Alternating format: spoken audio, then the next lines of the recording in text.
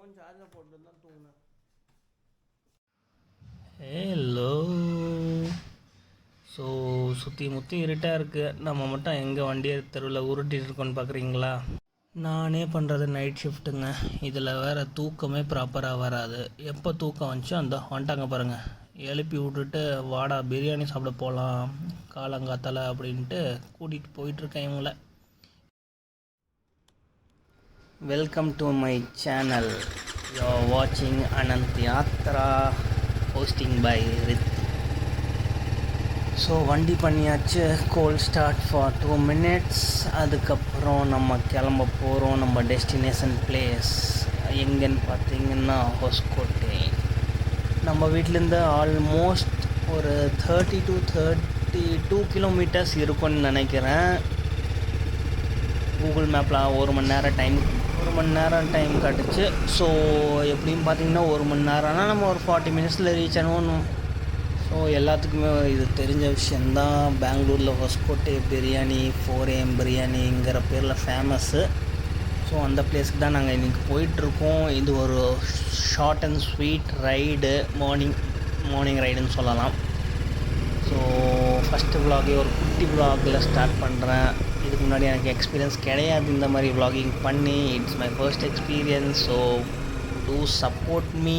And என்னை பற்றி சொல்லணுன்னா எனக்கு பைக்ஸ் மேலே அவ்வளோ க்ரேஸ் இல்லை. ஸ்டார்டிங் பீரியடில் போக போக இன்ஸ்டாகிராமில் பைக்ஸ் பற்றி பார்த்து அப்புறம் எனக்கு ஒரு தம்பி இருந்தான். அவன் பேர் கிரண். அவன் மூலியமாக தான் பைக் ஸ்கூல்லையே நான் என்ட்ரானேன் கம்ப்ளீட்டாக. அதுக்கப்புறம் பார்த்திங்கன்னா ஃபர்ஸ்ட்டாக நான் எடுக்கணும் அப்படின்னு நினச்சிருந்த பைக் ஹிமாலயன் ஆக்சுவலி. அப்புறம் போக என் ஃப்ரெண்டு என் தம்பி எல்லாம் சேர்ந்து என் மண்டைக்குள்ளே திணிச்சு விட்டாங்க டிவிஎஸ் 310. அதுக்கப்புறம் இன்ஸ்டா ஓப்பன் பண்ணால் போதும் 310 மட்டும்தான் இருக்கும். அதுலேருந்து வந்த இந்த குட்டி டைசன் தான் என்னோடய கம்பேனியன், என் ஸ்ட்ரெஸ் பஸ்டர். அதுக்கப்புறம் கஷ்டப்பட்டு காசு சேர்த்து இந்த வண்டியை வாங்கியாச்சுங்க. ஒரு வருஷம் டியூ போட்டு எப்படியும் எடுத்துட்டேன். இப்போ வரைக்கும் நல்லபடியாக மெயின்டைன் பண்ணிகிட்ருக்கேன். போகும் ஃப்யூச்சர்லேயும் நல்லபடியாக மெயின்டைன் பண்ணிடுவேன். ஒன்றும் பிரச்சனை இல்லை. சரி, நம்ம கண்டென்ட் வருவோம்.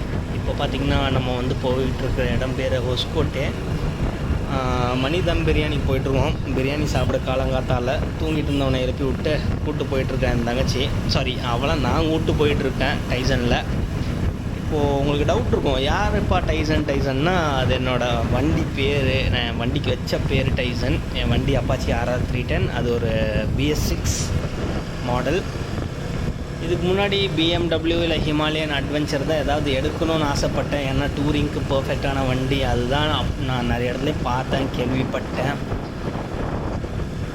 ஸோ ஒரு வழியாக நம்ம வண்டி எடுத்துட்டோம். சரி வாங்க, நம்ம இப்போ எங்கே இருக்குன்னு பார்த்திங்கன்னா நம்ம மாரத்தள்ளி வந்துட்டோம். இந்த பிளேஸில் நான் ஆல்மோஸ்ட் ஒரு 3.5 வருஷம் ஸ்பெண்ட் பண்ணியிருப்பேன்.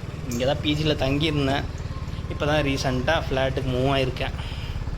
என்னங்க ரோடுக்கெலாம் பிளாக் ஆகிருக்கு. சரி வாங்க நம்ம இந்த வழியாக போவோம். ஸோ இந்த இடத்துல நிறைய மெமரிஸ் இருக்குது. பெங்களூர் லைஃப் நிறைய விஷயத்தை கற்று தருங்க. நீங்கள் பிஜியில் இருக்கும் போது உங்களுக்கு வீட்டோட இம்பார்ட்டன்ஸ் தெரியும். அம்மா ப்ரிப்பேர் பண்ணுற ஃபுட்டோட இம்பார்ட்டன்ஸ் தெரியும். அது ஒரு பக்கம் இருந்தாலும் நீங்கள் சம்பாதிக்கணுன்னா வீட்டை விட்டு வந்து தான் ஆகணும். என்ன தான் இருந்தாலும் நம்மளுக்குன்னு ஒரு ரெஸ்பான்சிபிலிட்டிஸ் வந்துடும். சரி விடுங்க, ஃபஸ்ட்டு விலாக்லேயே ரொம்ப எமோஷ்னலாக போக வேணாம். நம்ம இப்போ எங்கே இருக்கோன்னா நம்ம ஹொஸ்கோட்டை டோல் க்ராஸ் பண்ணிட்டோம். இந்த பிளேஸ்க்கும் நான் ஆல்ரெடி வந்திருக்கேன். ஹொஸ்கோட்டை நான் ஒரு 2-3 டைம் போய் சாப்பிட்ருக்கேன். எனக்கு பிடிச்ச இடம் தான்.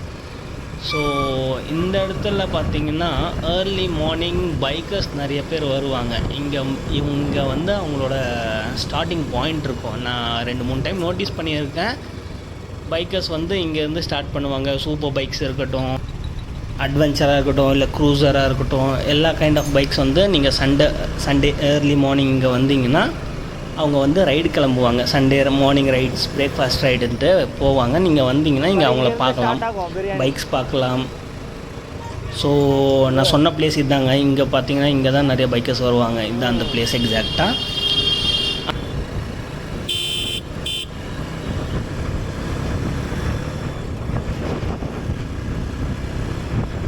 ஸோ எனக்கு ஒன்றும் ஒன்றும் பெருசாக குளிர் தெரியல. ஏன்னா இப்போதைக்கு பெங்களூர் கிளைமேட் பார்த்திங்கன்னா பயங்கர வெயிலுங்க. முடியல, எப்பா ஃபேன் இல்லாமல் இருக்க முடியாதட்டுருக்கு. என்னமோ எம்என்சியில் ஒர்க் பண்ணுறனால ஏசிலேயே குழுன்னு உட்காந்துட்டு வேலை செஞ்சுட்டு வந்துடுறேன். அதுவும் நைட் ஷிஃப்ட்னால பகலில் தூக்கம், நைட்டில் வேலை, இப்படி தாங்க போயிட்டுருக்க வாழ்க்கை. இதில் வந்து டைம் கிடைக்கிறப்போ அப்பப்போ சின்ன சின்ன ரைட்ஸ் போயிடுறது. இதுக்கு முன்னாடி நிறைய ரைட்ஸ் பண்ணியிருக்கேன், பட் எதையுமே நான் vlog-ஆ நான் பண்ணதில்லை, கேமரா கிடையாது அப்போ என்கிட்ட. ஸோ இனிமேல் ஃப்யூச்சரில் பார்ப்பீங்க, நிறைய vlogs வரும், நிறைய பிளேசஸ் எக்ஸ்ப்ளோர் பண்ணுவேன். சப்போர்ட் பண்ணுங்கள், சேனல் சப்ஸ்கிரைப் பண்ணி வச்சுக்கோங்க, பெல் ஐக்கான் வேணும் தட்டி விட்டுக்கோங்க, அப்போ தான் உங்களுக்கு நோட்டிஃபிகேஷன் வரும். ஸோ நம்ம ஆல்மோஸ்ட் வந்துட்டோம் ஹொஸ்கோட்டே. ஓகே, இங்கே பாருங்கள், இங்கேருந்தே க்ரௌடு உங்களுக்கு கெஸ்ஸிங் வந்திருக்கும். ஆல்மோஸ்ட் நிறைய கார்ஸ் ரெண்டு சைடு ரோட்டில் நின்றுருக்கு. ஸோ மேசிவ் க்ரௌடாக இருக்கும்னு எதிர்பார்க்குறேன். இங்கே தான்டா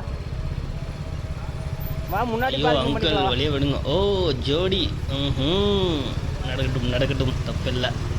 நமக்கு தான் சிக்க மாட்டேங்குது, நீயாச்சும் வாழப்பா. சரி அப்பா, ஃபைனலாக ரீச் ஆயாச்சு after riding for 42 minutes exactly. என்னப்பா என்ன இவ்வளோ பயங்கர கூட்டமாக இருக்குது? பிரியாணி கிடச்சிருமா கிடைக்காதா? காத்து இருந்து பார்ப்போம், வாங்க உள்ளே போவோம். வழியை விடு வழியை விடு. ஐயோ என்ன பயங்கர கூட்டமாக இருக்குது. இதில் எங்கே நான் வண்டியை நிப்பாட்டி பிரியாணிக்கு லைனில் நின்று வாங்குறது? சரி, ஃபஸ்ட்டு எடுத்து தேடுவோம். ஓகே, இங்கே வண்டியை பார்க் பண்ணலாம், போட்டு நான் கண்டினியூ பண்ணுறேன். இருக்கு வா, உனையும் விலாகில் எடுத்துக்கிறேன் நான். ஃபேமஸ் ஆகிடுவேன் நீனும். நானே இப்போ தான் ஸ்டார்ட் பண்ணியிருக்கேன், நீ எங்கடா நடுவில் வர? என்னங்க இவ்வளோ கூட்டமாக இருக்குது, இதில் எங்கெங்கே பிரியாணி வாங்கிட்டு போகிறது? ரொம்ப கஷ்டப்பா. இதுக்கு தான் என் தங்கச்சி முன்னாடியே சொன்னேன், இந்தர்றா நாயே கிளம்பலான்ட்டு. கேட்டானா, என்னங்க கூட்டம் போய்கிட்டே இருக்குது, லைனு எங்கெங்கே எண்டு, எங்கே போய் நிற்கணும் ஒன்றும் தெரில. சரி, நீங்கள் கொஞ்சம் க்ரௌடை பாருங்கள், அது வரைக்கும் நான் லைன் எது வரைக்கும் இருக்குன்னு பார்க்குறேன்.